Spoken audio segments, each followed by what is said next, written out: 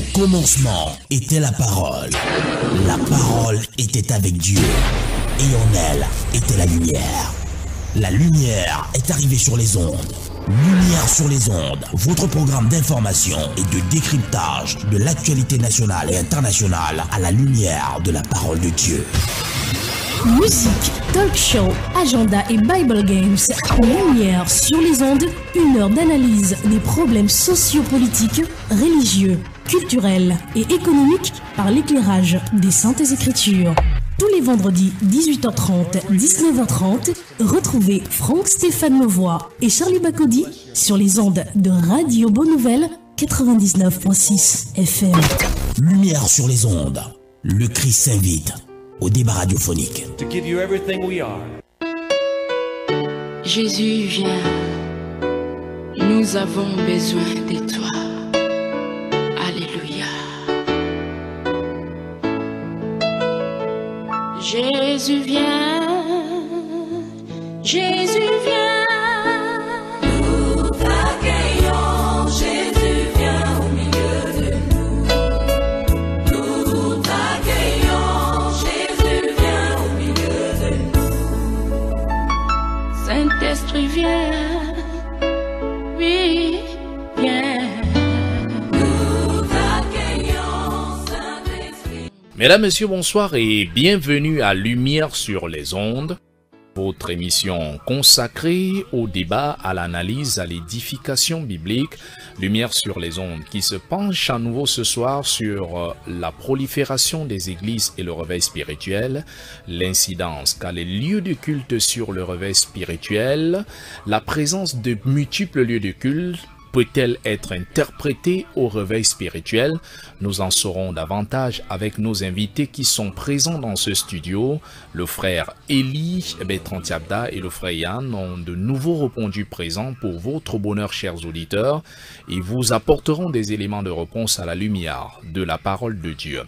Mais pour permettre à nos invités de mieux s'installer et de répondre à vos préoccupations, nous vous proposons, chers auditeurs, cet opus d'Onel Mala qui revient sur la valeur et l'éthique chrétienne, parlant notamment le rôle que devrait être le chrétien dans ce monde, considéré comme une lumière et le sel, mais qui avec le temps s'est dénaturé, faute de discernement. Retrouvons-nous dans un instant. Où sont ces jeunes qui avaient du zèle pour l'évangile et qui chantaient mon aime Jésus, on veut le servir. Mais où sont-ils, ces jeunes missionnaires pleins d'avenir qui affirmaient mon aime Jésus, on veut le servir. Le servir, servir. Ah, ils l'ont dit, oh yo, mon aime Jésus, on veut le servir. L'autre stagiaire, redites-moi ça. Ah, ils l'ont dit, oh yo yo, mon aime Jésus, on veut le servir. Dommage, dommage, dommage, il fait noir sur la terre. Qui pourra éclairer ceux qui sont aveuglés et qui marchent dans l'obscurité? Réveillez-vous. Hey. Woyo, woyo, réveillez-vous. On était nombreux au départ, mais qu'est-ce qui n'a pas marché? Quand le Seigneur nous a appelés, nous avons accepté et nous nous sommes engagés. On nous a baptisés et on nous a formés pour que par nous d'autres âmes soient sauvées. Alors il nous a appelés lumière du monde, mais hélas, la terre est sans lumière.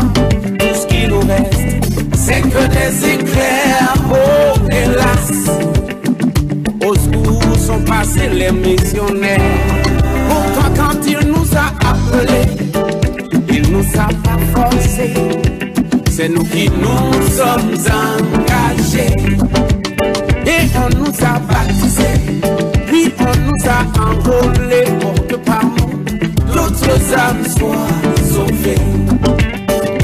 Alors il nous a appelés celles de la terre, mais hélas, la vie est de plus en plus fade, car le sel a perdu de sa saveur. Oh, hélas, on ne doit pas trahir l'Éternel.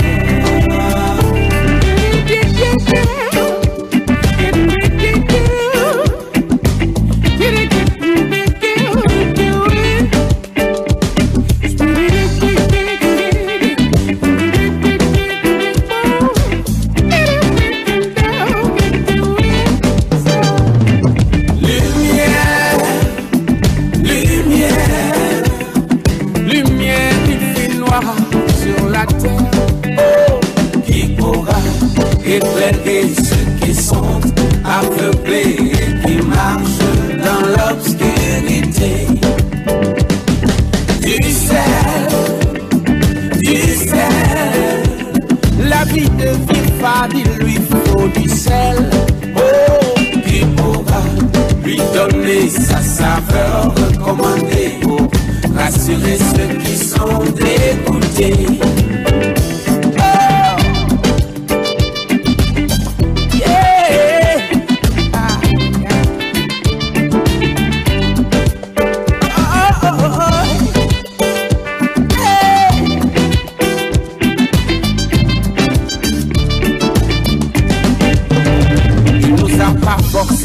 C'est nous qui nous sommes engagés, on a signé, alors il faudra assumer. Voilà, merci à Onel Mala pour ce titre. Il ne nous a pas forcé. Rebonsoir mesdames et messieurs et bienvenue à cette deuxième partie de Lumière sur les ondes. Nous sommes en compagnie de nos invités dans ce studio, je le rappelais, le frère Eli, Bertrand Tiabda qui est là, bonsoir. Et bonsoir également à nos nombreux auditeurs. Le frère Yann est là ce soir pour votre grand plaisir. Frère Yann, bonsoir et bienvenue une fois de plus. Bonsoir, je tiens aussi à saluer mon companiste qui est tout à côté de moi. Je salue tous les auditeurs nombreux qui nous écoutent en général et en particulier tous les amoureux du Seigneur Jésus-Christ. Merci d'être encore là ce soir, frère Eli, Bertrand, bonsoir et bienvenue. Bonsoir Raoul Patrick, bonsoir à Freyan, bonsoir à tous les fidèles auditeurs de Radio Bonne Nouvelle et de tous ceux, bonsoir à tous ceux-là qui nous écoutent dans tous les contrées de la terre. Alors, c'est une question que se sont posées plusieurs auditeurs. Pourquoi parler de réveil dans une période comme celle-ci dans notre pays? En fait, parce que dans l'histoire de l'Église, on a toujours vu que plusieurs choses arrivent et annoncent autre chose. Lorsque les choses arrivent sur la terre et qu'on ne maîtrise pas très souvent la direction du Seigneur, on peut penser qu'en réalité tout va de soi ou bien les choses sont naturelles. J'en prends en témoin par exemple les catastrophes naturelles qui ont eu lieu dans notre pays, oui. y compris les incendies qui étaient réguliers, qui étaient réguliers dans le pays, qui continuent toujours, qui ne sont pas encore arrivés à leur terme, et puis les différentes bousculades de la température et du climat. On comprend effectivement, pour ceux qui sont spirituels, comprennent qu'en réalité, il y a un ordre qui est en train d'être restauré. Parlant donc de réveil, c'est en réalité, nous, dans la chanson que vous avez servi à nos chers auditeurs, à nous-mêmes ici dans ce studio, nous voyons effectivement que le chanteur Onel Mala pointe du doigt en disant le Seigneur nous a appelé lumière du monde, mais pourtant nous vivons continuellement dans le ténèbres.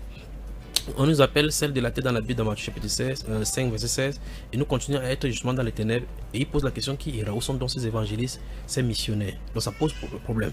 Alors à cette terre des ténèbres, nous voyons effectivement qu'il y a quelque chose qui a se préparer à l'horizon, donc le réveil.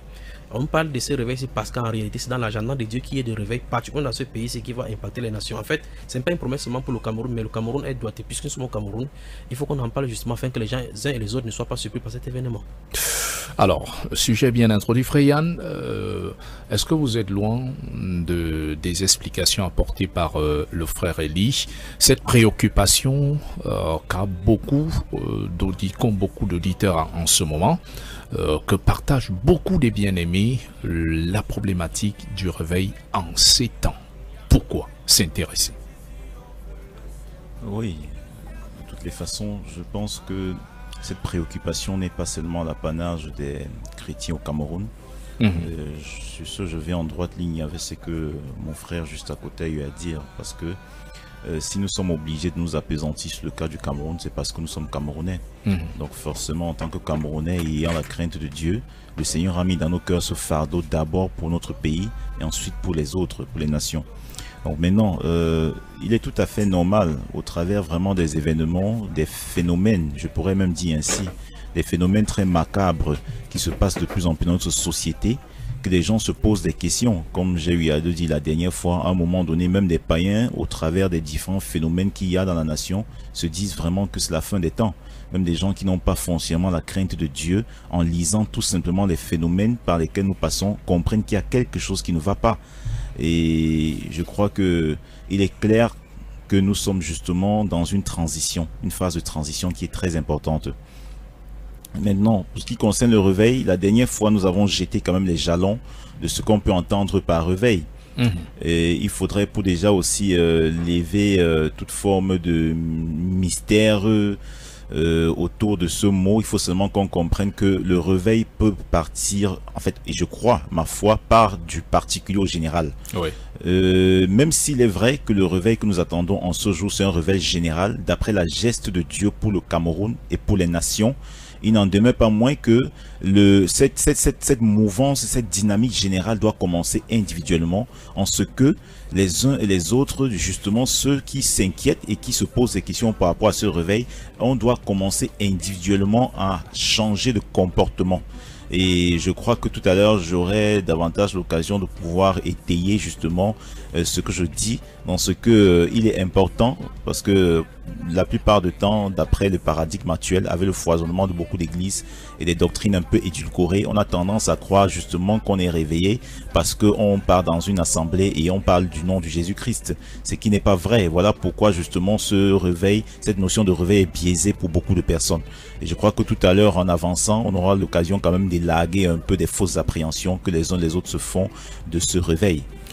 C'est la raison de votre présence ce soir. Vous pouvez, chers auditeurs, réagir à ce sujet au 6 97 58 90 61, 6 97 58 90 61 ou au 6 52 11 57 97, 6 52 11 57 97. J'aimerais que nous puissions nous intéresser de façon pratique à cette problématique, frère Eli. Si on parle de réveil, ça sous-entend qu'à un certain moment, le peuple s'est d'abord assoupi et il s'est endormi. Exactement. Qu'est-ce qui l'a conduit à l'assoupissement, ensuite à l'endormissement, pour qu'aujourd'hui Dieu puisse venir lui parler de se réveiller? Très bien, très bonne question. Alors, cette seule question que tu as posée, mon cher frère, sur 2 heures de temps dans cette émission ne suffirait pas justement pour étayer tous les facettes. Mais nous allons brosser. Mais je rappelle déjà aux chers auditeurs qui nous écoutent que c'est la deuxième partie d'une émission que nous avons commencé la dernière fois. Naturellement. Concernant la prolifération, on voulait voir la juxtaposition entre la prolifération des églises que nous constatons dans notre pays et le réveil dit, ce qu'on appelle par réveil, est-ce que ça va de pair? C'est-à-dire qu'on voulait examiner pour voir si la multiplicité des assemblées dites chrétiennes que nous avons observé, c'est le signe du réveil. Et quoi, dans la première partie, nous avons essayé de balayer d'un réveil de la main en disant que les assemblées telles qu'institutionnalisées ne sont pas le signe même biblique, parce qu'en réalité, ils sont en marge des Saintes Écritures. Et là, nous avons défini ce que c'est que, nous avons essayé de définir par nos propres mots ce que c'est que le réveil proprement dit, et dans la première partie. Maintenant, vous posez la question, si on a de parler de réveil pour appeler au réveil ou bien de parler de réveil, ça suppose qu'ils sont assoupis ou ils sont endormis. Dans le livre de Matthieu, chapitre 25 déjà, à partir du verset 1 jusqu'au verset 13, où on parle du cri de minuit, oui, nous remarquons effectivement que la Bible nous dit qu'il y a le typifiant comme ça l'église du Seigneur, avec l'attente de la venue du Seigneur. La Bible typifie comme ça 2 catégories, dont 2 groupes de personnes qui attendaient le Seigneur. La Bible déclare qu'il y avait donc 10 vierges, 5 étaient sages et 5 étaient folles. Et la Bible déclare que comme l'époux tardait à venir, tous s'assoupirent. La question maintenant, c'est pourquoi elles sont assoupies? Parce qu'en réalité, nous voyons effectivement que depuis que notre Christ, notre Seigneur, allait au ciel, tous, chaque personne, y compris même les apôtres des Saintes Écritures, prêchaient. Quand nous lisons les Saintes Écritures, nous comprenons leur appréhension, c'est comme s'ils attendaient le Seigneur là à la porte. Et ce n'est que l'expectative de chaque chrétien. Chaque chrétien devait vivre le jour comme si le Seigneur le trouverait là à l'instant. Et donc, dans la suite des temps, parce que Dieu a son programme à lui, il faut fonctionner dans le temps selon le programme que lui-même a fixé. Au premier siècle, donc justement, le 40e jour, lorsqu'il devait monter au ciel, au verset 5 et suivant, les apôtres sont approchés du Seigneur Jésus, ont demandé: est-ce en ce temps que tu rétablis le royaume d'Israël? La Bible déclare qu'il leur a dit: c'est pas à vous de connaître le temps ou le moment où le Père a fixé sa propre autorité. Mais ils ont à recevoir le Saint-Esprit pour témoigner. Donc, dans ce témoignage, dont maintenant il y a différentes phases de l'Église que Dieu a lui-même prédestinées. Et dans cette voie de prédestination, dans ces différentes tranches que Dieu a prédestinées, il y a des choses sombres qui sont censées entrer à l'Église. Vous posez la question: qu'est-ce qui peut avoir amené ces choses? La première chose à faire, à comprendre, c'est l'état du péché. Ça, c'est un. Le désintérêt par rapport à l'œuvre, aux choses de Dieu. Ça, c'est deux. La troisième chose, c'est le manque de consistance dans la parole. Les fausses doctrines et tous les autres qu'on peut citer. Et effectivement, tous ces corrélés-là sont cités dans les Saintes Écritures. Paul l'apôtre, en premier lieu, dans le livre des Actes des Apôtres, chapitre 20, a d'abord signifié en rassemblant les anciens de l'église d'Éphèse, en disant qu'il a pu descendre de tous, parce qu'il leur a annoncé tout le conseil de Dieu. Tout le conseil de Dieu, c'est le mot important. Tout le conseil de Dieu sans en rien cacher. Et il a dit effectivement qu'il s'élèvera au milieu d'eux des loups criés qui n'épargneront pas le troupeau, qui enseignent de fausses doctrines. L'apôtre Jean était la même chose, le Seigneur Jésus en avait parlé. L'apôtre Pierre, dans 2 Pierre chapitre 2 verset 1, dit: il y a eu parmi le peuple de faux prophètes, il y aura parmi vous de faux docteurs qui introduiront des sectes pernicieuses et qui, régnant le maître qui les a rachetés, attireront sur une ruine soudaine. Alors la Bible déclare que plusieurs les suivront dans leur dissociation et la voie de la vérité sera calomniée. Et la Bible déclare par cupidité, ils trafiqueront de vous au moyen des paroles trompeuses. Il n'y a pas plus grande chose qui amène à l'assouplissement tel que les fausses doctrines entraînent au milieu de l'église.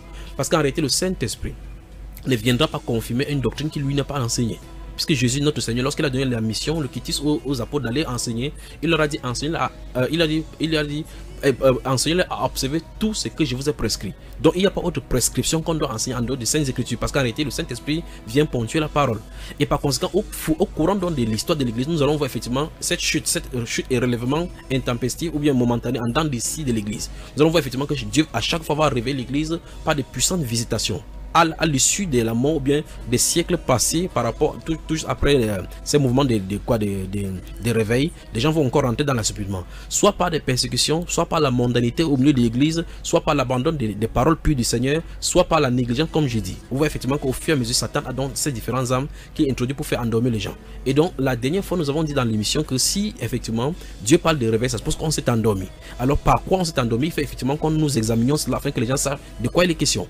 Et je crois que la dernière fois, mon bien-aimé a cité le livre de 2 Chroniques chapitre 7, que si mon peuple, celui qui a invoqué mon nom, prie, humilie sa face, cherche ma face, se détourne de ses mauvaises œuvres, et Dieu parle de son peuple là, c'est quand même curieux que la repentance est censée prêcher dans les nations, et le peuple de Dieu lui-même a besoin d'abord aussi de repentance. Vous voyez effectivement, il dit: si mon peuple, celui qui a invoqué mon nom, prie, s'humilie, cherche ma face, du haut de cieux je l'exaucerai, je guérirai son pays, je l'exaucerai. Alors ça veut dire clairement que nous avons quitté la voie de Dieu comme Israël quittait à chaque fois, et que Dieu a envoyé le prophète pour venir leur demander de rentrer sur le chemin. Et par conséquent, les choses dans le monde telles que j'ai cité, l'idolâtrie, parce qu'on peut être idolâtre dans plusieurs façons, le manque de consistance avec la parole de Dieu, les fausses doctrines, la mondanité surtout, la désobéissance à la marche de la parole, c'est toutes ces choses qu'on a attachées à la parole de Dieu a permis donc au courant de et c'est pas quelque chose d'un seul jour, c'est pas quelque chose de dizaines d'années, ce sont des siècles de fausseté comme ça enseignés à l'église. Dieu veut nettoyer dans l'église. Frère Yann, est-ce qu'il y a des cas d'école, des exemples dans la parole où il y a eu cette compréhension erronée telle que vous l'aviez expliqué la semaine dernière, où la multiplicité ou la multiplicité ou la multiplication des synagogues était liée à une manifestation, à une présence permanente de Dieu qu'on appelle le réveil spirituel? Est-ce qu'il y a des cas pratiques, que ce soit dans l'ancienne alliance ou dans la nouvelle alliance, qui se sont répétés? Bon, je vais répondre, mais j'espère avoir très bien saisi la question. Donc je vais répondre en fonction de ce que je crois avoir saisi de la question. S'il faut parler en réalité dans l'histoire, parce que tout à l'heure justement j'ai voulu parler un peu de l'histoire, heureusement mon frère aussitôt a eu à le mentionner. S'il faut s'en tenir à l'histoire qui est écrite dans les textes que nous avons aujourd'hui, oui, nous rendons compte que je vais pas aller très loin, parce que si je fais une rétrospective assez lointaine, oui, ça va prendre du temps, oui. Donc, je vais commencer un peu avec le commencement de la première église proprement dite. Bon, église dans son sens, pas église de façon prosaïque, dans son sens profond. Oui. Donc, le premier regroupement avait les 120. Donc, à partir de là, on se rend compte quand même dans le livre des Actes des Apôtres, parce que pour avoir vraiment une très bonne évolution de l'histoire, de l'évolution de l'Église, il faut vraiment lire le livre des Actes des Apôtres. Et quand on lit le livre des Actes des Apôtres, on se rend compte qu'au départ, ils se recoupaient d'abord quand même dans le temple, parce qu'on était quand même dans une intersection très délicate. Et ils se recoupaient dans le temple, mais aussi on nous fait comprendre qu'ils se recoupaient dans des maisons. Et à partir de là, on se rend compte qu'il y avait eu un foisonnement, parce qu'on insiste beaucoup dans les Actes des Apôtres des maisons aussi. Certes, quand l'apôtre Paul, qui est l'une des personnes dont on parle beaucoup dans l'Acte des Apôtres pour le travail qu'il a eu à mener, quand il ira après dans les différentes villes, on nous parlera aussi des synagogues. Parce qu'en ce moment donné, comme on était justement dans une période de transition, il y avait toujours des synagogues. Et comme le Seigneur dira qu'il faut aller justement il est venu justement pour sauver ceux qui sont perdus. Il avait compris que c'est le lieu adéquat justement pour partir afin de prêcher. Donc en ce moment donné, dans les Actes des Apôtres, on nous parle beaucoup des maisons. Et pour encore corroborer bien cela, il faut lire vraiment les épîtres de l'apôtre Paul. Vous verrez dans la plupart des lettres que Paul adressait à des chrétiens, à la fin, généralement, dans la conclusion, il saluait quand même, parce que c'est quelqu'un de très courtois, de très poli, il saluait quand même les membres qui étaient dans des maisons précises. Donc on constate par là qu'il y avait justement eu un foisonnement, il y avait plusieurs personnes qui avaient été touchées, qui avaient pris conscience, et aussi en tenant compte du contexte de grandes persécutions qu'il y avait en ce moment donné, ils avaient ouvert vraiment leur maison pour vraiment être aussi à l'abri de certaines persécutions outrecuidantes. Je sais pas que le terme que je peux employer, parce que c'est vraiment très très âpre, très très sévère en ce moment donné. Bon, maintenant, au jour d'aujourd'hui, comme le frère avait dit tout à l'heure, vraiment quand il dit la parole, je ne peux que confirmer, parce qu'on n'a pas d'arme contre la vérité, on ne peut qu'acquiescer quand c'est la vérité. Au fil du temps, dans l'histoire, il y a eu à des moments donnés des assoupissements. Bon, avant ça, je vais prendre un simple exemple. Vous voyez par exemple quand Jean, l'un des derniers apôtres, lorsqu'il a eu la vision dans le livre d'Apocalypse, on se rend compte que le Seigneur Jésus-Christ va lui parler de cette église. Oui. Alors, j'aimerais vraiment que des gens comprennent très bien un peu comment ça se passe. Cette église était dans la zone actuelle de la Turquie. Toute cette église. Mais nous allons nous rendre compte bizarrement qu'il y avait eu un foisonnement. Parce que cette église était dans cette zone géographique. Donc forcément, les gens étaient touchés. Il y avait eu un réveil. Il y avait eu un foisonnement, une émulation.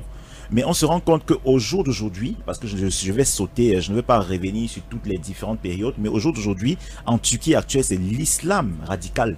Donc ça veut dire que tout ce qui avait été basé comme jalon chrétien a été effacé. Donc voilà, c'était pour compléter ce que mon frère a dit tout à l'heure. Voilà en fait le processus. Et comme justement, il y a une grande chose qui arrive et que les temps sont à la fin, avec l'assoupissement qu'il y a de nouveau, le Seigneur est en train justement d'interpeller les uns les autres pour que nous puissions revenir dans ce premier amour, pour que nous puissions de nouveau être zélés pour lui, parce que le principe du Seigneur a toujours été le principe de la multiplication. Maintenant, je vais être aussi un peu pondéré.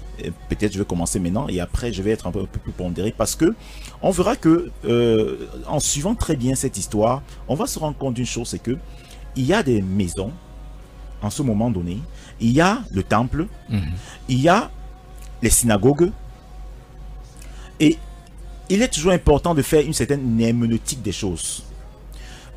Aujourd'hui, ça peut représenter quoi? Parce que aussi, il faut être très pondéré, parce qu'il ne faut pas seulement qu'on ait là, que des gens aient à penser que ce n'est que dans des maisons qu'il peut avoir un véritable réveil. Ce serait très faux. Pourquoi? Parce que l'apôtre Paul dira à Timothée que dans les derniers jours, les temps seront très difficiles.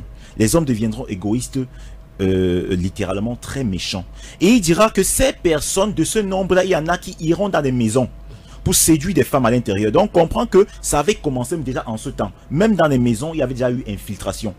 Et bien évidemment, 2000 ans plus tard, on comprend que ça ira de mal en pire. Donc il faudrait justement qu'on soit pondéré de comprendre que ce n'est pas seulement, s'il faut qu'on s'attend au véritable réveil, ne pensons pas que ça ne peut que se manifester dans des maisons.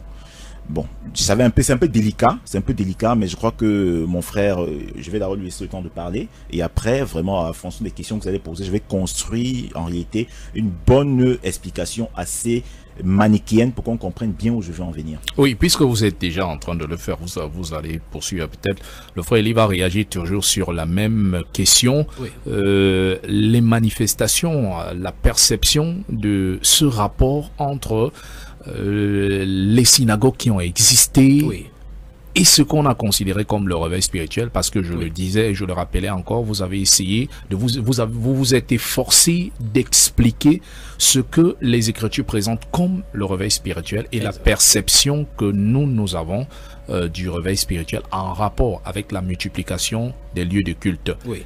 Y a-t-il des exemples dans les Écritures qu'on peut comprendre? Maintenant, si on prend la photo de cette période des transitions des Juifs, parce que là, maintenant, il faut qu'on comprenne que le salut vient des Juifs. On sait que la Bible déclare que le salut vient des Juifs. Et Dieu est en train de faire une chose nouvelle, la transition entre la période de la loi et de la grâce. Maintenant, je vais prendre une chose dans la loi. Quand Dieu donne la loi à Moïse, il donne l'instruction de bâtir le tabernacle dans le désert, vraiment aller rapidement. Plus tard, Salomon viendra et suscitera dans le temple qu'on aura à Jérusalem à la venue du Seigneur Jésus. Mais avant, il y a des façons de faire dans ce temple-là qui est régi par la loi. Dans un cas, on doit faire quelque chose d'après un modèle. Comme Dieu a passé le temps à dire à Moïse, aie soin de faire d'après le modèle qui t'a été montré. Et les choses qui étaient faites dans la synagogue, enfin, dans le temple de Jérusalem, le temple de Salomon, dit de Salomon, étaient faites d'après les règles selon les Écritures. Par la suite, maintenant, après la captivité des Juifs à Babylone, qu'ils vont entrer à Babylone justement, étant à Babylone, ils vont intégrer donc dans leur notion donc en Babylonie, parce qu'ils étaient dispersés dans tous les contrées de Babylonie. Pour ne pas perdre leur intégrité et leur patrimoine, ils ont décidé de ne construire ce qu'ils appellent synagogues. C'est donc le lieu de rassemblement de prière pour pouvoir maintenir cela. Maintenant, du retour de la captivité, ils sont retournés avec cela dans leur propre pays. Et par conséquent, dans les différents groupes, enfin, ou différents territoires où les Juifs s'y trouvaient, ils ont commencé à décider donc de construire donc des synagogues représentant dans ces lieux de prière. Mais souvenons-nous que ça vient de l'héritage babylonien, mais pas de l'héritage des dieux, parce que l'héritage des dieux, c'est uniquement à Jérusalem et dans le temple, là où il a fait résider son nom. Mais il n'en demeure pas moins que de temps en temps Dieu s'y manifestait, parce que le Seigneur Jésus, quand il va entrer dans la synagogue de sa région, il va y entrer. Pourquoi il le fait? Parce qu'en réalité, quand les gens sont dans l'obscurité, il faut qu'ils viennent vers eux. Il a dit ce sont les malades qui ont besoin des médecins. C'est pour ça qu'il allait vers eux. Il entre dans son temple et dans Luc chapitre 10 verset 13, il va trouver une femme là-bas qui était 18 ans liée, il va la délivrer. Et remarquez très attentivement une fois de plus, nous parlons de réveil. Et là, ce sont les signes et les photos. Chaque fois, que ce soit sous le Seigneur Jésus, que ce soit avec les apôtres, chaque fois que le véritable message du réveil est entré au niveau des synagogues, ça a eu des contestations. Au point où on a dû même lapider même les apôtres et y même compris le Seigneur. Le Seigneur lui-même va être poussé pour être précipité dans le plan des escapés. Il a dû fuir de leur main. Pourtant, il a dit dans la Bible que, dans Jean chapitre 16, il dit que leur vient même, ils vont chasser de leur synagogue. Leur vient, quiconque vous fera mourir, croira rendre un culte à Dieu. Nous avons donc deux photos. En période de transition, donc, il y a un messager qui vient, Jean, pour préparer le chemin du Seigneur. Maintenant, le peuple qui allait dans les synagogues, qui avait des synagogues partout, disséminées partout sur le territoire juif, venait à Jean le Baptiste pour lui poser la question, que faut-il faire?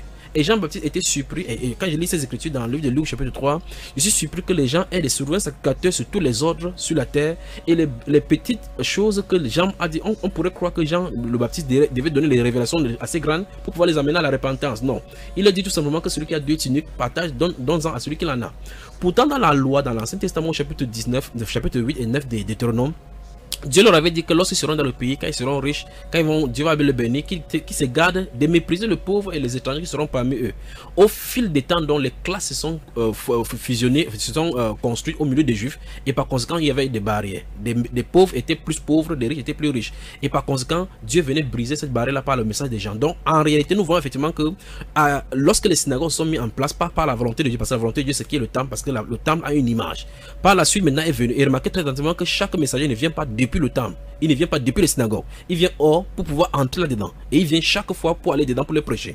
Comme il a signifié tout à l'heure à partir de Actes chapitre 9, lorsque Paul l'apôtre reçoit l'appel, ils vont entrer, et les Juifs, c'est normal puisque le salut d'abord est d'abord destiné pour les Juifs. Quand ils vont vers les Juifs, ils vont dans chaque ville où il va passer, que ce soit chez les païens, en Grèce, à Corinthe, dans toute la Macédoine entière. Quand il va entrer, qu'est-ce qu'il va faire? Il va diriger leur pas d'abord dans les synagogues des Juifs, parce que c'est là où on reconnaît les Juifs, où ils se rassemblent. Et quand il vient se rassembler maintenant, qu'est-ce qu'il fait? Il entre là-bas pour leur prêcher le témoignage du Seigneur Jésus. Et dans le chapitre 13 donc, de Actes des Apôtres, nous voyons effectivement comment il va dire à partir du verset 40 que c'est à vous premièrement que le salut doit être prêché. Mais puisque vous le jugez, vous jugez vous-même indigne de la vie éternelle, voici ce que nous a ordonné, nous devons nous aller vers les païens. Et par conséquent, la Bible déclare, et tous ceux qui étaient destinés à la vie éternelle chez les païens crus.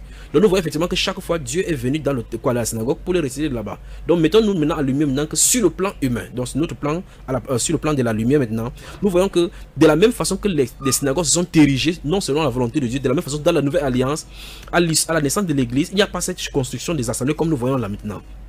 Donc ce sont les types de synagogues. Et donc Dieu suscite des messagers. Et chaque fois maintenant, c'est pour ça que ceux qui sont dans les synagogues de temps moderne, quand ils auront la vérité, vu que les constructions, parce qu'en réalité, il ne faut pas perdre de vue que j'ai dit tout à l'heure là que les choses qui amènent l'assouplissement, ce sont les fausses doctrines qui sont entrées. À chaque synagogue correspond une pensée. Jésus était le Seigneur qui était sur place pour prêcher la parole. La Bible déclare que sa parole devait frapper comme des verges, comme des fers.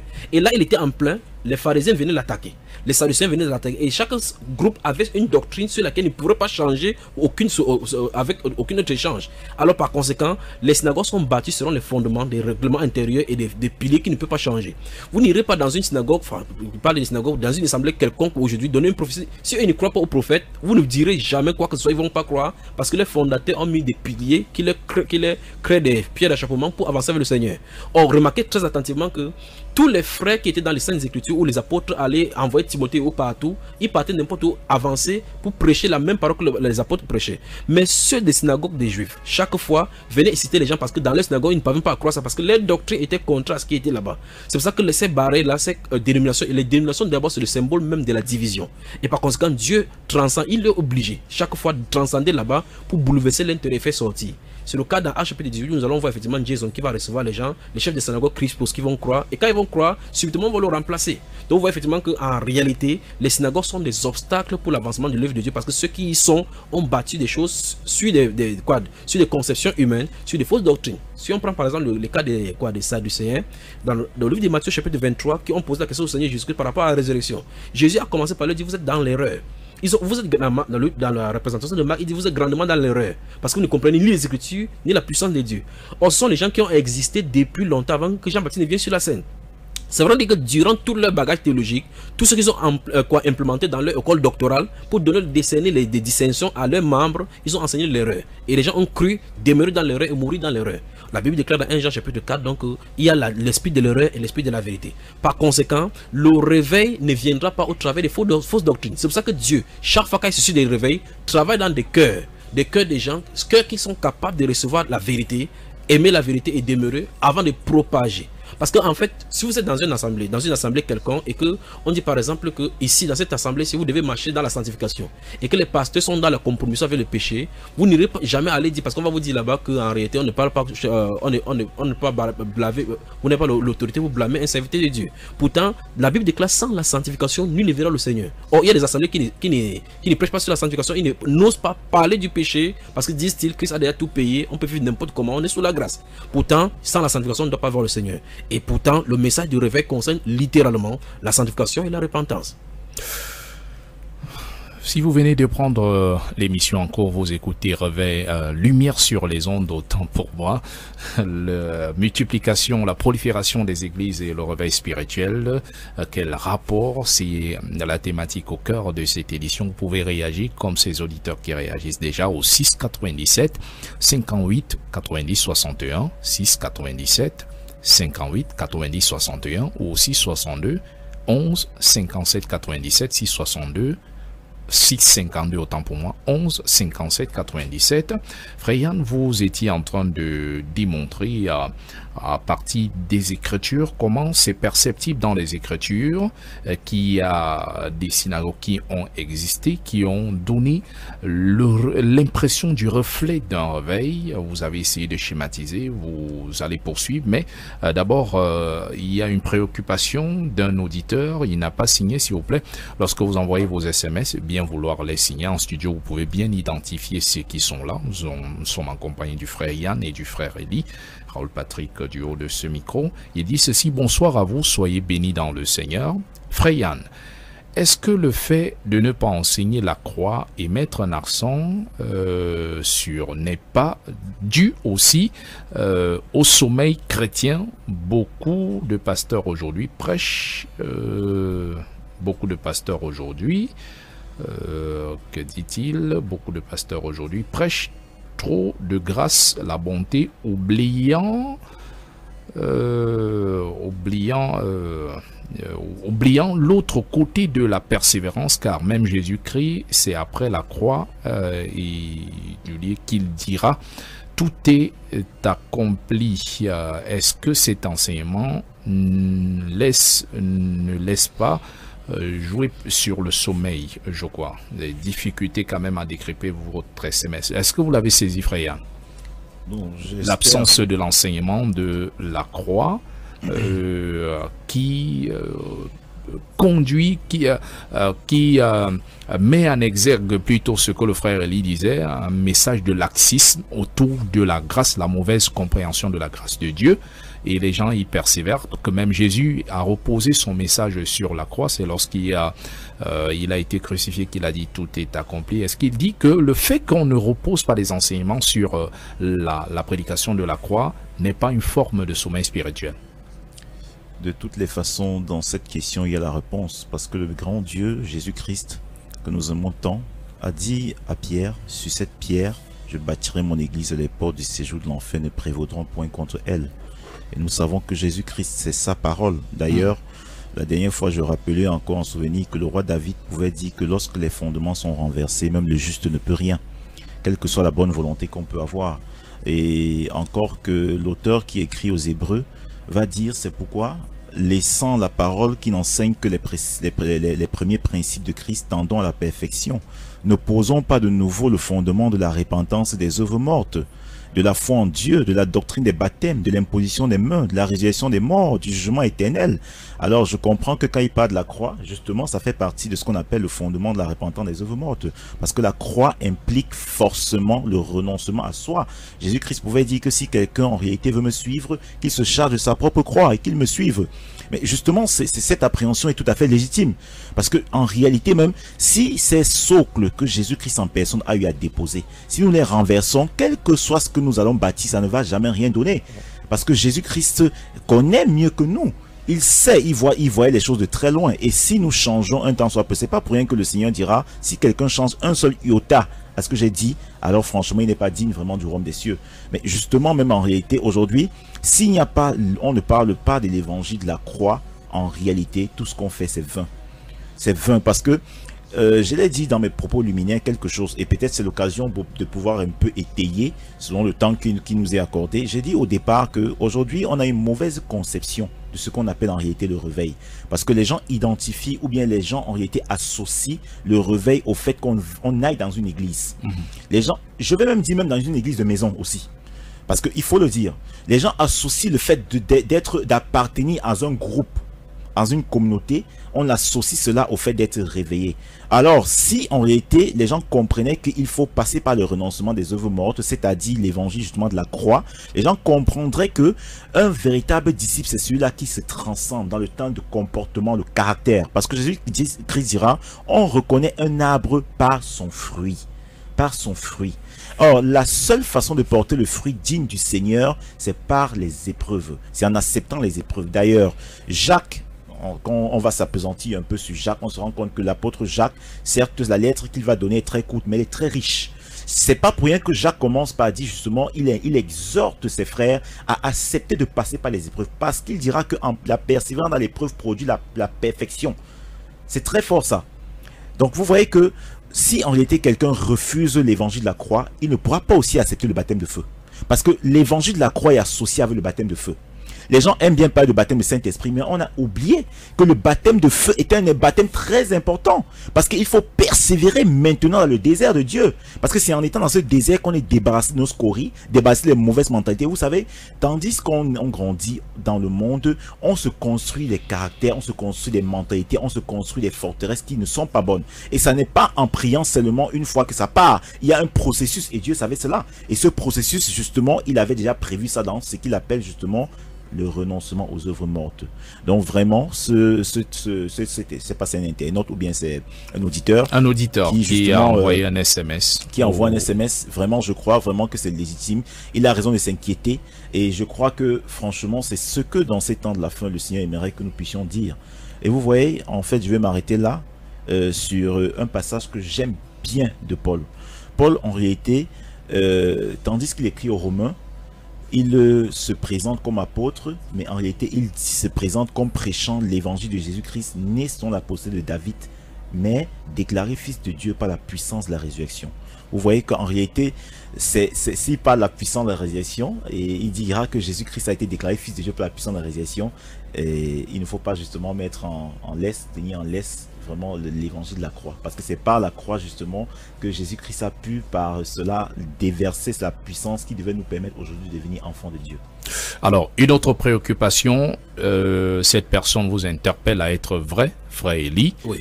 Les lieux de culte se sont multipliés. Oui. On s'est réjoui que les lieux de cinéma ont fermé. Oui. Certains débits de boissons également ont fermé. Oui. Et ont laissé place aux églises, aux assemblées. Oui.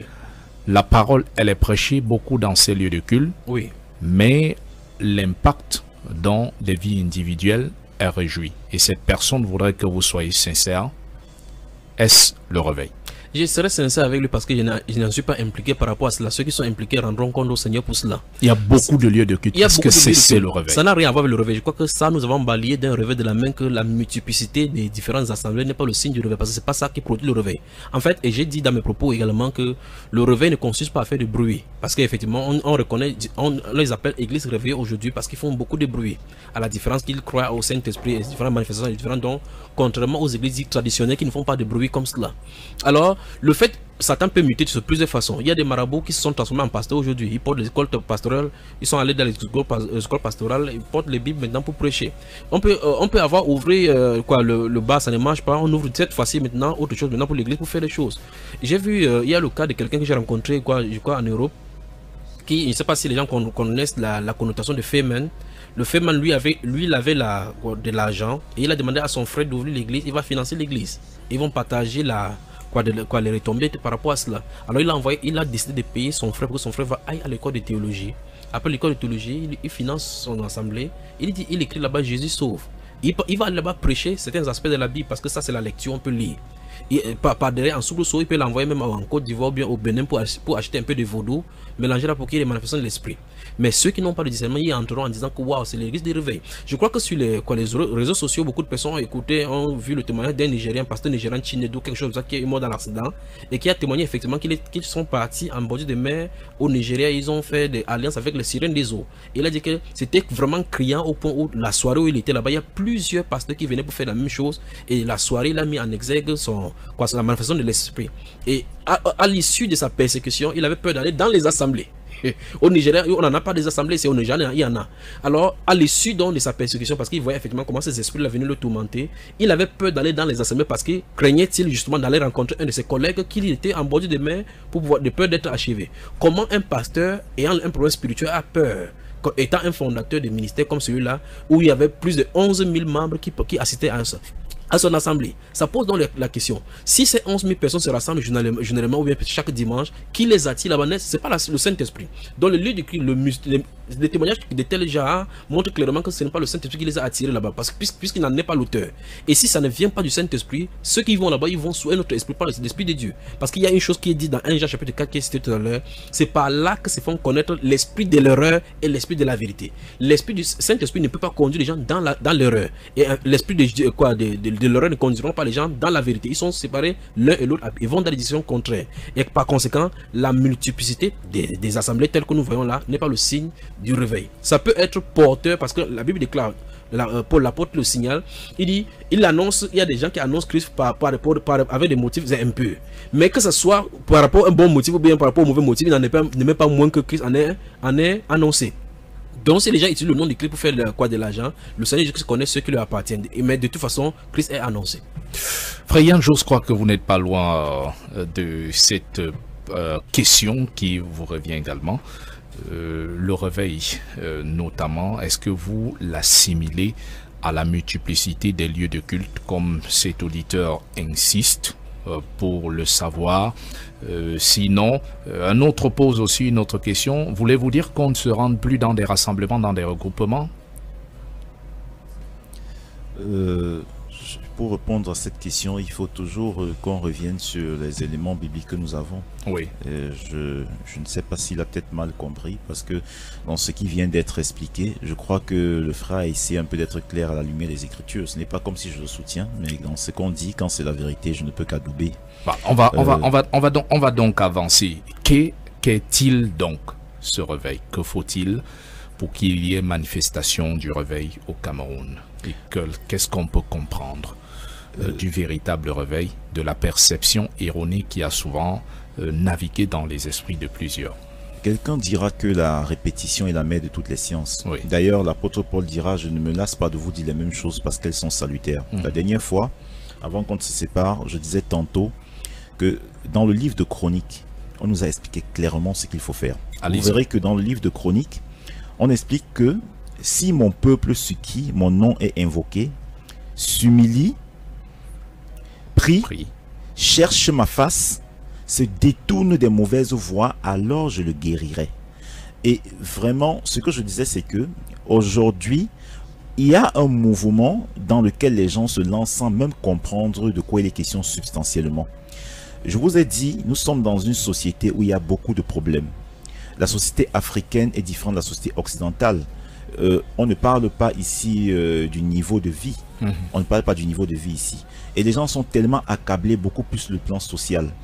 Et la plupart du temps, nous nous rendons compte qu'aujourd'hui, parce que les gens sont tellement accablés financièrement, on a tendance à proposer justement l'église comme un endroit où on peut aller prier et directement on peut recevoir comme de la manne qui va tomber du ciel pour pouvoir aux besoins des uns et des autres, des besoins domestiques. Et voilà pourquoi de plus en plus on se rend compte que dans beaucoup de familles, il y a toujours ce slogan, je peux me permettre de le dire ainsi, l'église est bien, il faut prier, la prière est bien, la prière est bien. On entend de plus en plus ça, la prière, la prière, la prière.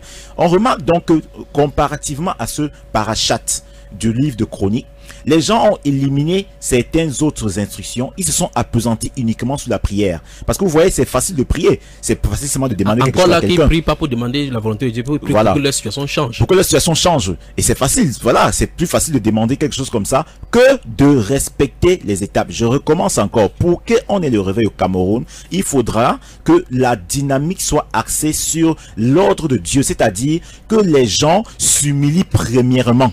Ensuite, que les gens prient conformément à la volonté de Dieu. Parce qu'il est écrit que dans le cœur de l'homme, il y a beaucoup de pensées. Mais seule la volonté de Dieu doit s'accomplir.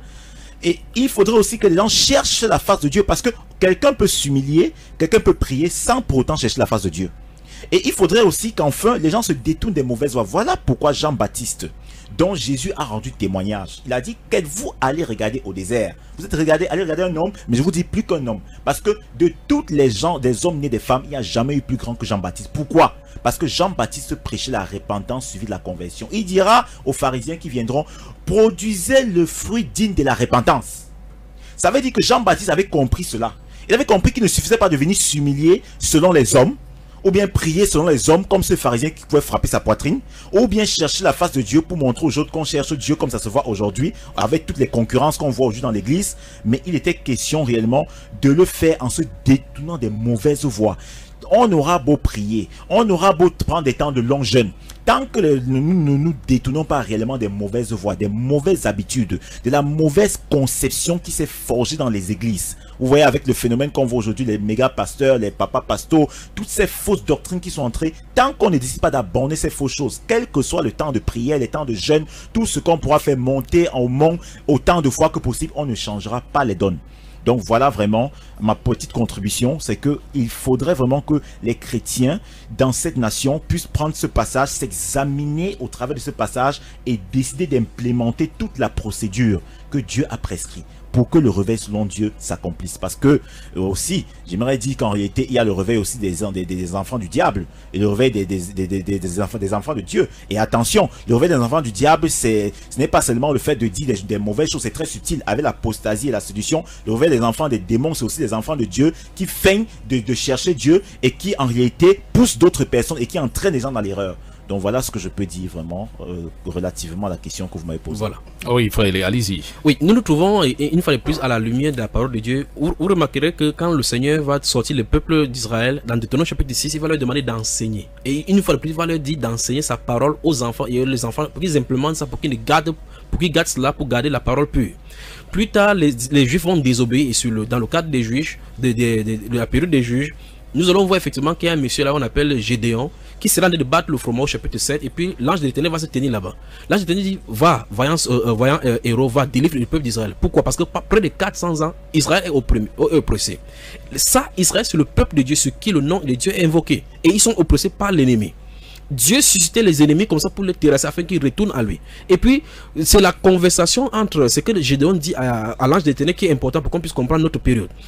Gédéon dit, ok, si donc l'Éternel est avec nous, où sont donc ces miracles qu'on nous racontait? Donc, par exemple, nous, quand nous lisons les comptes rendus des Écritures, nous voyons Paul l'apôtre qui guérissait, ainsi de suite, de façon spectaculaire. On se pose la question, où sont ces choses-là aujourd'hui? Où sont cela dans notre nation? Et pourtant, nous voyons effectivement que le nom de Dieu est invoqué sur nous. Nous invoquons le nom de Dieu chaque jour. Les malades dans la rue nous interrogent. Les fous qui sont dans la rue nous interrogent. Nos voisinages même nous interrogent. Mais pourtant, dans nos campagnes, nous nous habillons bien pour aller dans nos assemblées, pour prier, crier à Dieu tel que Jésus guérit, sauve et restaure. Pourtant, au milieu de nous, nous savons effectivement qu'il y a quelque chose de mal qui ne va pas. On peut lire les histoires bibliques que Jésus-Christ guérit le même hier aujourd'hui pour toujours, sans ça, que ça ne soit vrai pour nous. Qu'est-ce qu'il faut faire? Il faut qu'on regarde la vérité en face. Alors il faut qu'on comprenne effectivement, comme Gédéon, que nous nous trouvons dans une posture où nous avons désobéi à Dieu et retourné à Dieu tel qu'il se doit. Comment? Par la repentance. Si l'église prie et ça ne marche pas, il faut qu'on réfléchisse bien. Parce que Dieu a dit, les oreilles de l'Éternel ne sont pas dues pour entendre, ni c'est la main courte pour sauver. Ce sont nos crimes qui créent une séparation entre lui et nous. S'il y a des gens qui doivent être exaucés justement, ce sont les chrétiens. La Bible dit, quand le juste crie, l'Éternel entend, il le délivre de toutes ses détresses. Donc il est temps que chacun de nous, au milieu de nous, en tant que chrétiens, qu'on soit vrai avec nous-mêmes et envers Dieu. Parce qu'on ne peut pas le tromper. En fait, le réveil qui va venir va balayer, va positionner chacun à sa position. Les pasteurs sont entrés avec la magie. Tout à l'heure, je parlais des gens qui vont en Côte d'Ivoire et autres, visitent des marabouts. Et quoi qu'on a vu sur YouTube et au-delà, des gens qui témoignent et lancent même les défis aux pasteurs. Regardons maintenant sur les plateaux de télévision, la vie chrétienne devient la risée de tout le monde. Il y a des panafricanismes chrétiens, enfin africains, qui viennent challenger les pasteurs en disant que si c'est position ici, on va voir si avec le Saint-Esprit on va le vaincre. Et les pasteurs, on peut dire aller parce qu'ils savent effectivement que le bulldozer du Saint-Esprit n'est pas avec eux. Donc il est temps que l'Église prenne sa position de prééminence sur la terre, afin que ces puissants des ténèbres qui challengent le nom du Seigneur Jésus-Christ rencontrent sur leur chemin le Seigneur Jésus-Christ lui-même en personne. Et cela, ça passe par la repentance, par le renoncement à toutes ces choses que nous avons pris et mettre à l'intérieur de nous. Le Saint-Esprit ne viendra jamais confesser ni confirmer ce qui est faux. Il faut que les pasteurs quittent la magie, les pasteurs quittent l'adultère, les pasteurs quittent les mauvaises voies, les pasteurs quittent la cupidité surtout, en plein assemblée, l'idolâtrie. Les gens ont concentré l'appel de Dieu sur eux, c'est-à-dire que les pasteurs prêchent pour leur propre gloire, prêchent pour qu'on les regarde, prêchent pour leur propre gloire, prêchent pour leur propre assemblée. La dissension, en fait, on n'aime pas le Seigneur. On a pris le nom du Seigneur pour faire nos propres ministères, construire nos propres empires. Et tout en prenant Dieu, le nom du Seigneur Jésus-Christ comme un modèle pour pouvoir attirer les gens. Ça ne peut pas marcher comme ça. Il faut que le Seigneur soit effectivement Seigneur dans tous ces domaines-là. On aura l'occasion de revenir sur cette question de façon très très posée. Fréan, un dernier mot. Nous sommes pratiquement arrivés au terme de cette émission. Le temps est très vite passé. Oui. Et voilà, mon mot de la fin, c'est que s'il y a du vrai, c'est qu'il y a du faux. On voit dans le livre de Jérémie que le Seigneur parlait aux mauvais pasteurs. Donc, pour ma part, je tiens aussi dans cette mouvance dans laquelle nous sommes tous, sachant que nous sommes tous impliqués d'une façon comme d'une autre dans ce qui se passe. Nous tenons vraiment aussi modestement que possible à interpeller vraiment des mauvais pasteurs et ils se reconnaissent par les actes qu'ils posent, à vraiment sortir de ces voies parce qu'il n'y a rien d'aussi important justement que la vie éternelle. Et maintenant, est-ce que c'est seulement les pasteurs qui sont concernés par le réveil? Je vais justement en venir. Quand je parle de pasteurs, bon, et on sait qu'il y a les 5 ministères. Oui. Quand on parle en fait, c'est en fait de façon générale, c'est pas vu parfois. Ceux qui ont le ministère de la parole. Ceux qui ont le ministère de la parole. Maintenant aussi, il est aussi important d'encourager aussi ceux qui déjà ont essayé de comprendre un certain nombre de choses, parce que le Seigneur c'est aussi la verge, mais c'est aussi la houlette. Que la parole de Dieu aussi encourage ceux qui sont en train de comprendre déjà et qui sont en train de se positionner dans la dynamique que le Seigneur est en train de vouloir vraiment impulser, à vraiment continuer de se dépouiller vraiment des œuvres, parce que nous ne devons pas oublier que dans le livre de l'Apocalypse, quand Jean parlait, il parlait à tout le monde. On dira, mon peuple sort du milieu de Babylone. Donc ça veut dire que Dieu, qui voyait ce qui se passait, comprenait que même ses enfants, il y en a même parmi ses enfants, qui d'une façon comme d'une autre, sont encore impliqués dans le système. Surtout que le système babylonien, c'est un système forcément qui n'est pas physique, c'est un système spirituel. Donc c'est pour ça que je préfère, par humilité, moi-même me reconnaître dedans, afin que nous tous ensemble, nous puissions vraiment nous humilier selon Dieu, afin que ce réveil tant attendu se manifeste au Cameroun. Frère Elie, votre mot de fin? En tout cas, les pasteurs doivent travailler pour pouvoir œuvrer pour attendre cette glorieuse visitation. Et ici, dans cette radio, si je lance plutôt la sonnette d'alarme à tous ceux qui se trouvent du côté des ténèbres, et particulièrement les satanistes, qu'ils ont deux choix. Soit confronter à la puissance de Dieu qui arrive, soit se convertir. Merci à vous, merci pour votre disponibilité.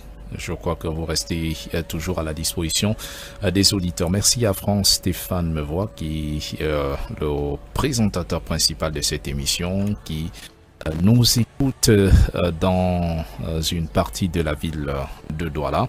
Merci également à Grace Diabda, une grande femme, cette femme, très important de le préciser. Merci également à votre épouse Freya qui nous écoute également ce soir. Merci à vous d'avoir participé à cette édition. C'était Lumière sur les ondes, la prolifération des églises et le réveil spirituel. Quel rapport? Vous pouvez vous en faire une idée. Des idées vous ont été données. Retour aux Saintes Écritures, c'est l'élément essentiel. Alors Patrick Buffet-Orquemont, on reste en compagnie de nos programmes. Que Dieu bénisse. Pour t'adorer,